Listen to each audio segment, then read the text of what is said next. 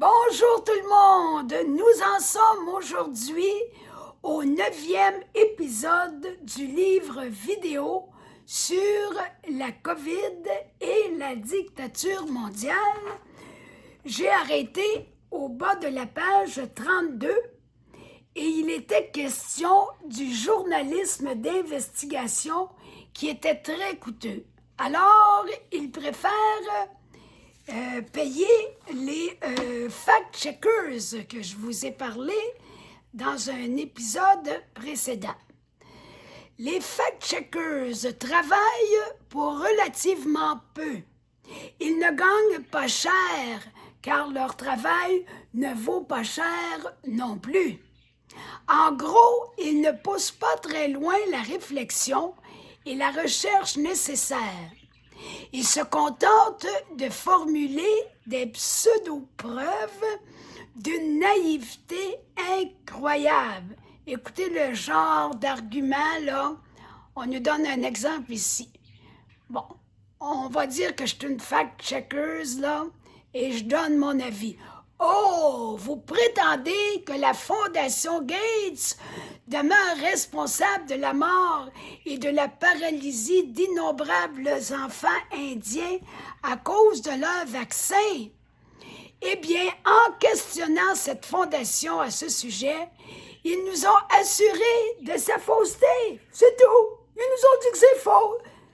Donc, c'est faux, c'est pas vrai. On leur a demandé, puis ils nous ont dit que c'était pas vrai. Voyons donc.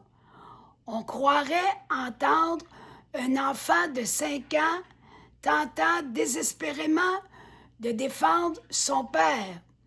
On est toujours avec les propos du professeur sur les médias de masse, le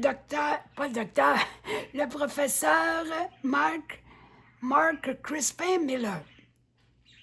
C'est le style de travail qu'ils exécutent, dit-il. Une sorte de labeur ne méritant aucun salaire, si vous voyez ce que je veux dire. Malgré tout, ces gens rapportent de l'argent. La propagande s'avère toujours une réussite lorsque les gens se font redire ce qu'ils veulent bien entendre. C'est bien connu. La tragique vérité se situe dans le fait que beaucoup trop de gens refusent encore, même à la fin de 2025. Là. Puis là, je vous lis quelque chose qui a été dit en 2022. Beaucoup trop de gens refusent encore de croire comme véridique ce que nous dénonçons. Ça, nous, c'est le tribunal de l'opinion publique. Dans ces jours du grand jury, ils n'admettent pas que nous dépeignions la vérité concernant la crise pandémique. Effectivement, comment parvenir à concevoir de telles horreurs? Moi, je comprends, les gens, c'est tellement affreux que le monde, ils disent, voyons, ça se peut pas, c'est pas possible. C'est pas possible qu'on en soit rendu là, nous, des êtres humains, qui devraient avoir une tête et un cœur. Alors, je continue. Pourquoi les gens croiraient que les plus grandes autorités sanitaires du monde orienteraient délibérément les populations vers les solutions les plus destructrices? Pourquoi accepteraient-ils de croire que ces mêmes autorités cacheraient sciemment la vérité sur les remèdes précoces, sûrs et efficaces contre la COVID?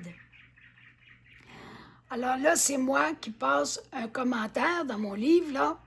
Je dis, pourtant, en visionnant le documentaire dont le titre est « Maltraité », il n'y a pas de trait d'union, là, c'est « Maltraité » avec un S, on constate que de bonnes raisons donnent à penser que les autorités sanitaires cachent effectivement tout cela.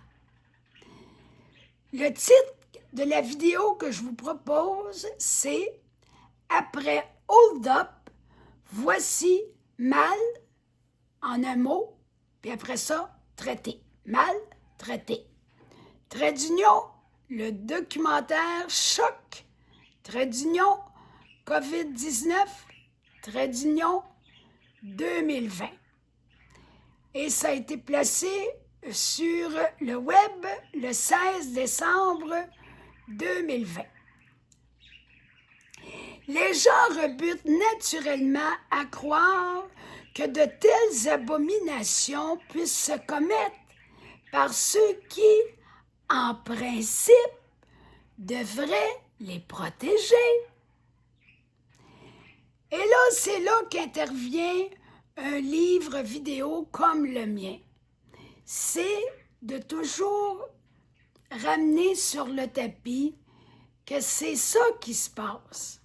Même si c'est dur à concevoir, tous les arguments du livre, toutes les vidéos sont là, du livre vidéo, ils sont là pour démontrer que c'est bel et bien ce qui se passe. Alors, c'est pour ça que je fais tout ce travail pour essayer d'éclairer les personnes qui n'ont pas encore réalisé l'ampleur néfaste de la situation. Et même si c'est néfaste, ça ne veut pas dire qu'il n'y a pas d'espoir, parce que je vous l'ai toujours dit, moi je crois que on va s'en sortir, c'est une question de temps. Mais pour qu'on s'en sorte, la première étape, c'est de prendre conscience de ce qui se passe. Et ça, plus on sera nombreux à voir la réalité, plus d'impact on va avoir pour se virer de bord, changer notre façon de vivre de la bonne manière. OK, les gens rebutent naturellement à croire que de telles abominations puissent se commettre par ceux qui, en principe, devraient les protéger. Cependant, dans la réalité concrète, ces gens-là qui devraient nous protéger, ils mettent de l'huile sur le feu. Alors, on comprend l'image, mettre de l'huile sur le feu, c'est de provoquer un incendie absolument phénoménal. La nature humaine s'insurge violemment contre de telles allusions. Pourquoi? À cause de l'effet terrifiant qu'elles engendrent. C'est tellement épeurant, tellement terrifiant que le premier réflexe que l'être humain a, c'est de dire « voyons donc, ça se peut pas, là, c'est de la folie ». Pourtant, c'est ça. Cette propagande inexcusable que nous traitons ici a merveilleusement bien réussi. Malheureusement, ils ont fait ça comme des pros, des champions. Le mal, il peut être très fort, le mal. Mais sachons que le bien a le dessus. Ça, c'est notre espoir. Il faut vraiment toujours avoir les yeux sur ce fait-là, que le bien, malgré la force du mal, est toujours plus fort. OK. La propagande a bien réussi. Je le constate en raison de l'incapacité des gens à accueillir comme véritable la réalité politique mondiale actuelle. Excusez. Cet état d'esprit des populations du monde rappelle ce qu'Hitler et Joseph Goebbels, qui était Joseph Goebbels, c'était un homme né en 1897 en Allemagne. Il y a une autre ville, là, je ne suis pas capable de le prononcer, fait que je vais dire en Allemagne, ça va être plus simple. Et il est mort par suicide le 1er mai 1945 à Berlin. Mourir par suicide, c'est pas mourir dans la joie.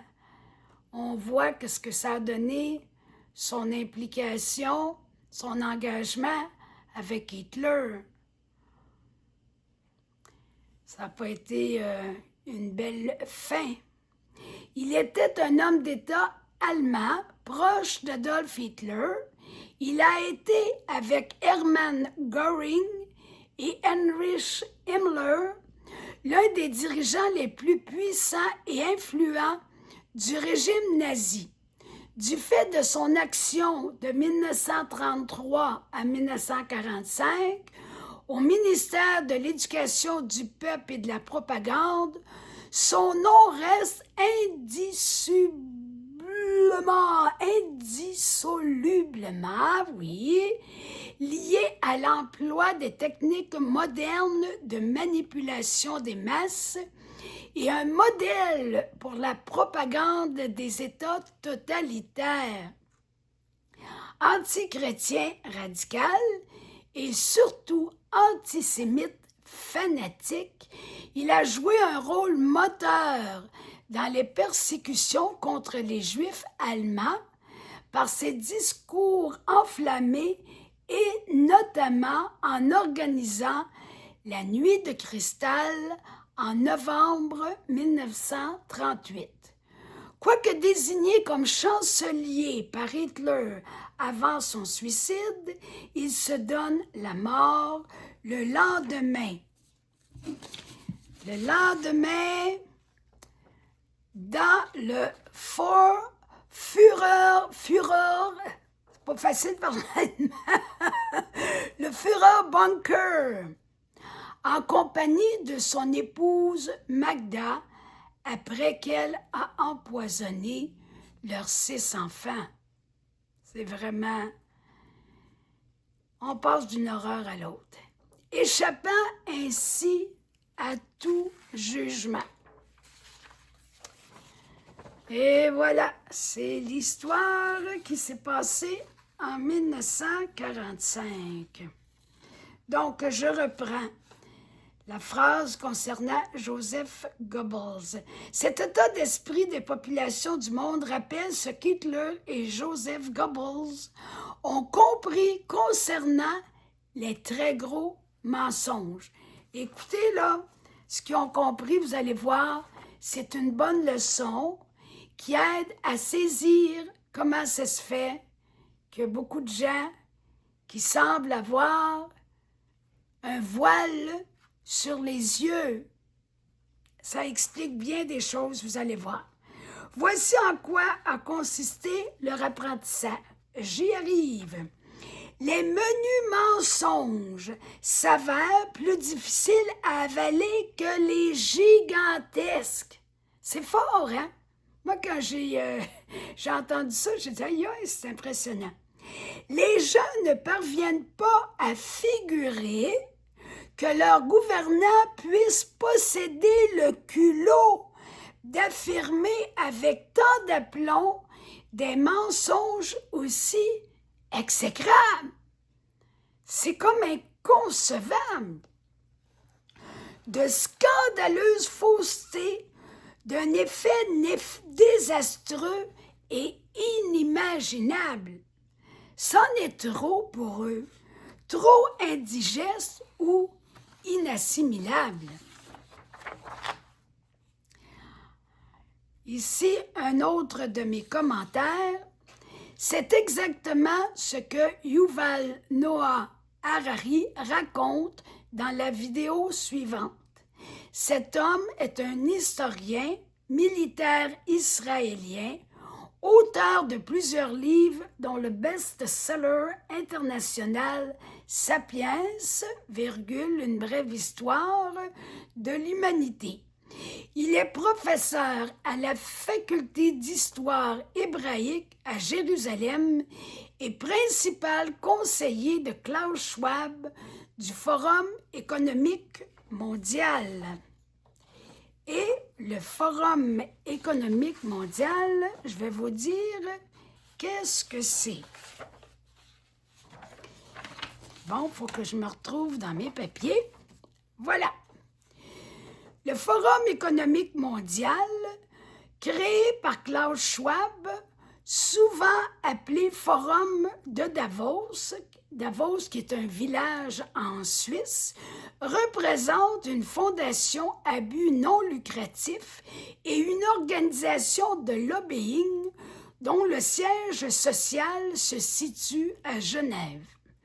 Le forum réunit des membres payants, des dirigeants d'entreprises, des responsables politiques du monde entier, ainsi que des intellectuels et des journalistes. Ils débattent des problèmes les plus urgents de la planète. Les plus urgents de la planète, les problèmes les plus urgents à leurs yeux. Faut jamais oublier ça. On n'est peut-être pas toujours d'accord avec eux, mais on est un petit peu impuissant à leur dire parce qu'ils ont le pouvoir à cause de l'argent. Mais avec Dieu, rien n'est impossible. On va s'en sortir. On ne sait pas trop comment, mais on va s'en sortir. Je suis convaincue de ça. Donc, le titre plutôt de la vidéo, c'est Yuval Noah Harari, l'influenceur lu par tous les dirigeants. Et ça a été placé sur la toile en octobre, avant octobre 2021. Et une autre vidéo vient compléter le tout. Le titre, c'est Yuval Noah Harari est la tête pensante du WEF, ça c'est en anglais, WEF, c'est le Forum économique mondial nommé en anglais, de Klaus Schwab que les pays occidentaux vénèrent. C'était placé sur le web avant octobre 2023. Je reprends avec les propos de Mark Crispin Miller.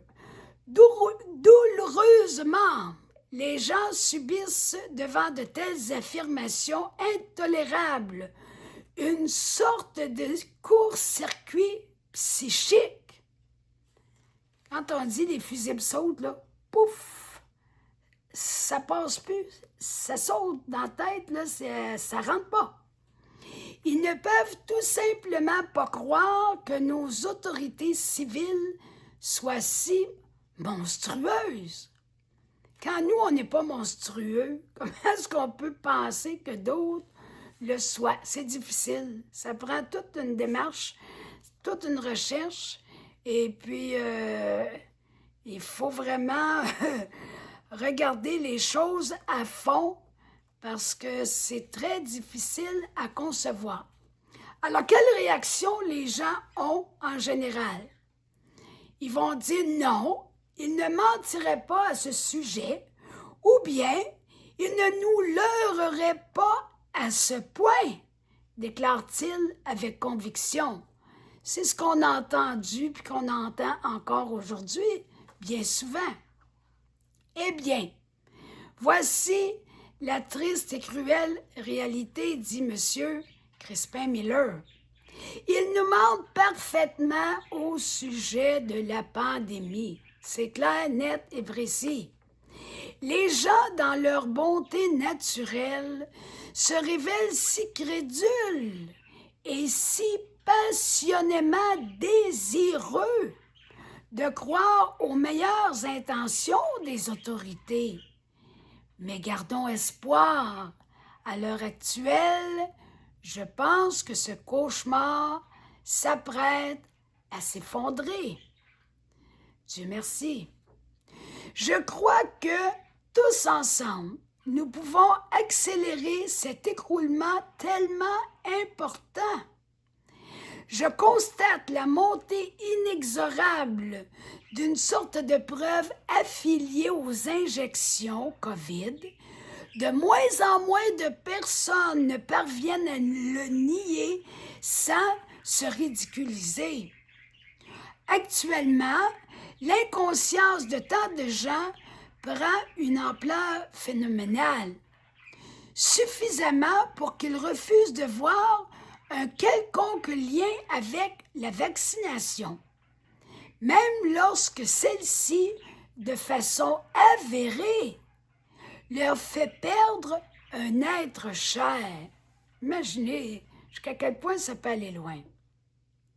Comble de la folie, si vous suggérez timidement un lien d'un regard livide, ils vont jusqu'à répliquer que son état de santé aurait pu être pire. Une chance qu'il a reçu le vaccin COVID, répondent-ils. Étrange comme réaction. N'oublions pas qu'il s'agit de personnes mortes à cause des injections COVID. Et là, je fais un petit commentaire un petit peu moqueur, comme j'aime en faire de temps en temps. Je me demande bien ce qui s'avère pire pour la santé que ce qui conduit à la mort. Je ne sais pas si vous avez une réponse à ça, vous autres, là. Si vous en avez une, dites-moi-le. En passant, je voulais vous dire, les commentaires sont bienvenus, vos questions aussi. Je vais tout lire ça, répondre à toutes les questions, ça va me faire plaisir. Vous pouvez liker en masse, vous pouvez aussi vous abonner, comme ça vous pourrez avoir éventuellement le livre vidéo lu au complet, de A à Z. Puis ça ne vous coûtera pas un sou. Puis en même temps, d'avoir une vidéo, c'est plus vivant et c'est moins fatigant pour les yeux. Peut-être aussi pour la concentration. Je continue avec M. Crispin-Miller. En fait, ces injections les mettent à mal davantage, tout simplement. Ce qui signifie que ces faux vaccins ont devancé leur décès plutôt que de le retarder. C'est exactement l'inverse de ce que une grande part de la population pense. Contrairement à ce que ces personnes croient dans le plus grand des dénis. Évidemment, je parle de cas d'inconscience sévère. Les gens, Dieu merci, ne subissent pas tous une telle emprise hypnotique. Heureusement, au fil du temps, lorsque les gens rencontrent directement une réalité à l'antithèse de la propagande, celle-ci se condamne d'elle-même. Et ça, c'est notre espérance. Ça commence à rentrer. Il y a des gens qui voient, là. Moi, j'ai une de mes tantes qui m'a dit « Ma sœur a eu 5 injections COVID, ma tante qui est très âgée, et puis elle a quand même eu la COVID. Ça va y prendre combien d'injections avant qu'elle n'ait plus la COVID? Parce que les injections sont là supposément pour éviter aux gens d'attraper la COVID. Mais curieusement, on dirait que plus ils ont d'injections, plus ils l'attrapent. Mais on verra ailleurs aussi que c'est normal en ce sens que cette injection-là ne fait pas du tout le travail qu'elle est supposée faire. Et c'est des grands spécialistes qui nous expliquent ce phénomène-là et ils nous expliquent en détail pourquoi. On va voir ça dans un autre chapitre où je vais parler particulièrement de ce que c'est l'injection COVID et ses effets. Vous allez voir que c'est assez impressionnant. Donc, l'endoctrinement plutôt social ne résiste pas à cette contradiction. Tout d'abord, Les gens demeurent hypnotisés pour une période plus ou moins longue, mais le discours propagandiste s'étiole au fur et à mesure que le temps passe et que les morts de l'injection se multiplient. Par conséquent, la propagande ne s'enfonce pas aussi facilement dans la tête des gens. Bonne affaire. Voyez là, il y a toujours des raisons de croire qu'on va s'en sortir. L'analogie la plus fidèle concerne la guerre du Vietnam. Finalement, quand se termina-t-elle, la guerre du Vietnam? Cette guerre a pris fin quand le taux de perte de vies humaines s'est élevé considérablement. C'est normal. Quand un nombre infini d'Américains ont souffert du décès de l'un des leurs, oh, quand on souffre, ça fait réfléchir et c'est là que le voile se lève souvent. À partir de cette douleur émotionnelle, les gens ont rejeté la propagande en ne l'écoutant plus. Ils n'aspiraient qu'à un seul désir, celui que la guerre cesse. Ils n'en veulent plus de mort, les gens. Est-ce qu'on aime ça, voir mourir les personnes qu'on aime? Non, évidemment pas. S'envolant du même coup tout respect, j'espère bien, pour le gouvernement américain et son armée, cette affreuse réalité a sonné le glas de la guerre et de la propagande qui l'encourageait. La vérité a alors prononcé son dernier mot. Le résultat concret de ce conflit parle très fort. Le résultat concret, c'est la vie concrète qui va dire son dernier mot. Même chose pour ce qui se passe actuellement. Le nombre croissant de victimes représentait une vérité impossible à cacher. Je ne sais pas comment est-ce que ça pourrait se cacher. Actuellement, le meurtre de masse, faut s'arrêter à ces mots-là pour prendre le pouls de la réalité. Le meurtre de masse que nous subissons partout dans le monde, je le qualifie d'Holocauste 2.0, nous dit le professeur Marc Crispin-Miller. Cette prochaine vidéo suggère la même chose. Le titre de la vidéo proposée, c'est Holocauste 2.0, une interview choc diffusée par Rainer Fullmich, qui est à la tête du tribunal de l'opinion publique, l'avocat international qui est avocat en Allemagne et aux États-Unis. C'est avant octobre 2021 que cette vidéo-là a été placée. Quelle stupéfaction que de regarder ces compilations de décès, ce que je fais avec de plus en plus de difficultés, car un nombre incroyable d'individus s'additionne. De manière prévisible, l'action de la presse d'aujourd'hui consiste à effectuer tous les efforts possibles. Et je vous dis qu'ils mettent le paquet. Tous les efforts possibles pour normaliser ce pic terrible de mort subite.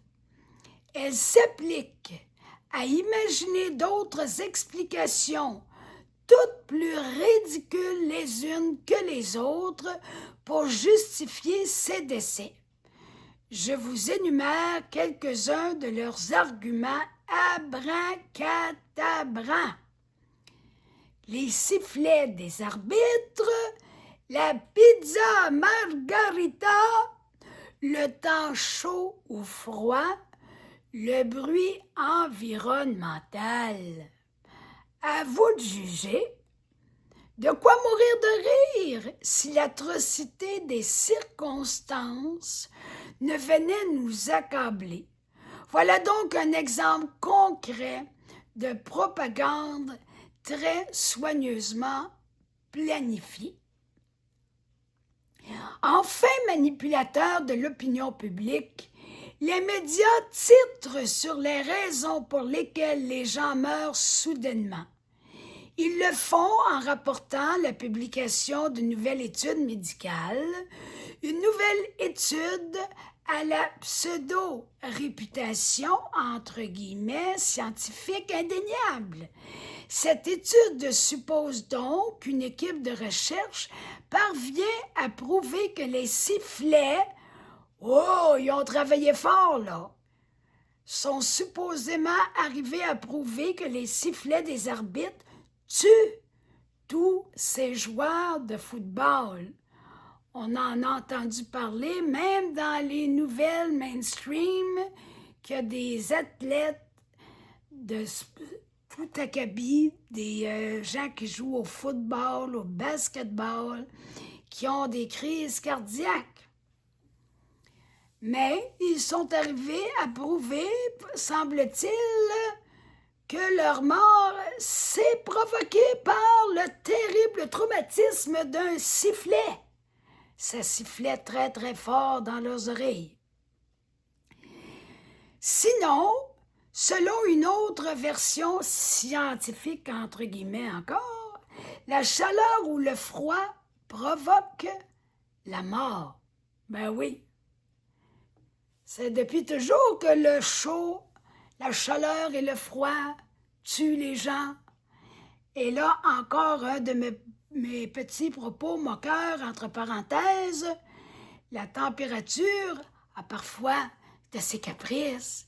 Mais oui, la température, c'est très changeant. Ce qui explique, dit M. Crispin-Miller, que quelqu'un finance des études à cet effet depuis longtemps. Finance. Avez-vous vu le mot, là, finance des études? Encore une question d'argent, de conflit d'intérêts? Toujours. Une enquête bidon de médias avec à l'esprit l'idée de faire croire aux gens que le vaccin n'intervient d'aucune façon dans ces décès suspects. Il faut bien trouver des bonnes raisons ou essayer d'en trouver. En tout cas, il essaye fort. Alors, l'expression en anglais, c'est « anything but the vaccine ». En acronyme ABV. C'est un acronyme, un nouvel acronyme employé par mon équipe de recherche. Et j'ai mis un petit commentaire. Autrement dit, en bon français, n'importe quoi, mais pas le vaccin. Pour expliquer comment ça se fait qu'il y a tant de morts. En effet, ils ne peuvent pas mieux dire car c'est du grand n'importe quoi. Curieusement, jamais, au grand jamais, le fameux vaccin sauveur divin. Jamais. Un vaccin, c'est bon, ça se discute pas. Mais oui, justement, ça se discute, puis on va amplement le démontrer plus tard dans le livre vidéo. Voyez comment on tente de propulser les gens dans le plus affreux des dénis en insinuant ceci. Les vaccins COVID ne tuent personne. C'est clair, là? On n'en parle plus. Ça tue personne. Même si de plus en plus de gens meurent, regardons ça, suite aux injections, dont des enfants, Des enfants, là, pensez-y, qui s'effondrent avec des crises cardiaques massives. Autrefois, il y en avait des jeunes qui mouraient de crise cardiaque. Il y en a toujours eu qui meurent de crise cardiaque. Mais plus t'es jeune, là, plus t'étais jeune, moins il y en avait. Ça, là, regardons ça, c'est une nouvelle mode, une nouveauté dans le monde actuel. Ça meurt quelques enfants, il n'y en a pas une tonne, là. Mais il y en a plus qu'avant l'injection COVID. Pourquoi? C'est un signe concret, un fait concret de notre réalité d'aujourd'hui, d'où ça vient, comment ça se fait. Ça ne tombe pas du ciel comme ça. Et même si ce surplus de décès coïncide avec le début de la campagne de vaccination, hein? Malgré tout ça, les gens, non, il n'y a rien là, ça n'a rien à voir, ça n'a aucun rapport. Définitivement, l'injection COVID n'y intervient d'aucune manière. L'affaire est réglée, il nous arrange ça, là, circuler, il n'y a rien à voir, on n'en parle plus. Je propose une vidéo sur ce sujet. Dr Naomi Wolf, le génocide des enfants révélé dans les documents de Pfizer. OK, c'était placé le 10 juillet 2022. Un sous-titre pour nous amener un petit peu ailleurs, tout en demeurant dans le même sujet. Le sous-titre, c'est « Mentir pour faire avaler la pilule ». Il m'apparaît évident que quelqu'un orchestre sciemment la production de ces théories ridicules. Le but étant que les gens ignorent ce qui se trame dans leur dos. C'est ça le but. Visiblement, les responsables de cette catastrophe mettent le paquet pour que les gens se cachent la tête dans le sable. Quel scandale! Il ne faut surtout pas que les peuples prennent conscience de la duperie dont ils sont l'objet. C'est le but de la propagande, de s'arranger pour que les gens n'y voient que du feu. À l'exemple de la population américaine, on parle toujours de la propagande, qui a fini par se débarrasser de sa conviction favorable par rapport à la guerre du Vietnam. Excusez. Maintenant, c'est Maître Rainer Fulmich qui reprend la parole. Assistons-nous à un changement dans la population? Est-ce que la population n'essaye pas d'obtenir ces informations des médias alternatifs plutôt que traditionnels? C'est une bonne question, parce qu'à force de voir ce qui se passe, les gens se disent, bien, un instant, là, je vais aller ailleurs pour voir s'il n'y aurait pas d'autres informations à aller chercher.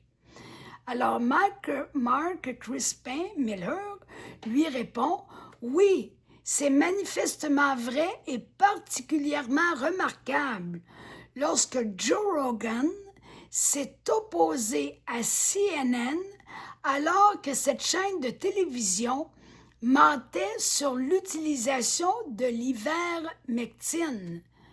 C'est un médicament dont on a entendu parler beaucoup durant la crise COVID, un médicament qui, comme l'hydroxychloroquine, aidait beaucoup les malades à revenir à la santé.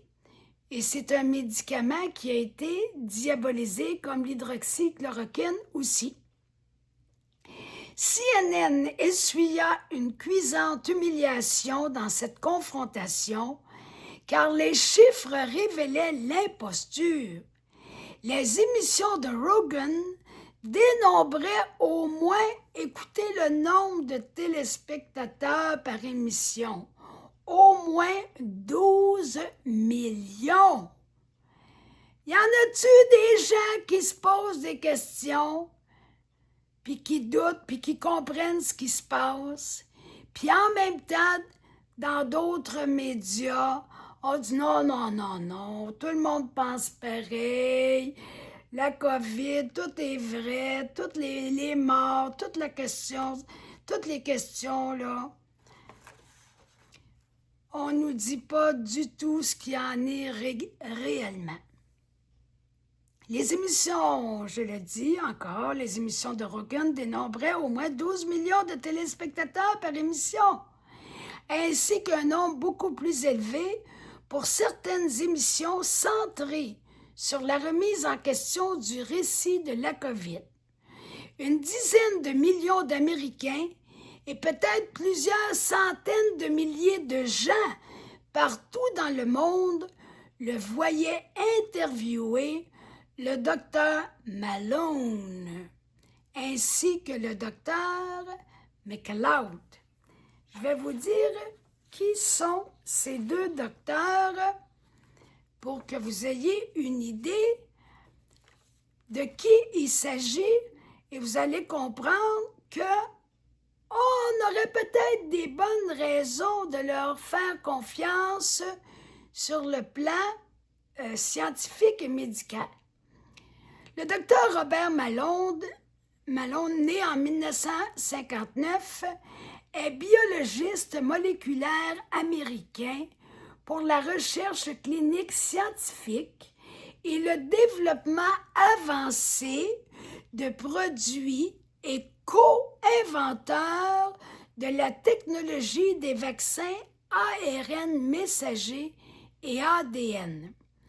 Il est spécialiste des maladies infectieuses et invente la technologie de l'ARN messager. C'est quand même pas n'importe qui. Il assume sa responsabilité et exprime l'échec des thérapies vaccinales contre la COVID. Il y a des vidéos là-dessus.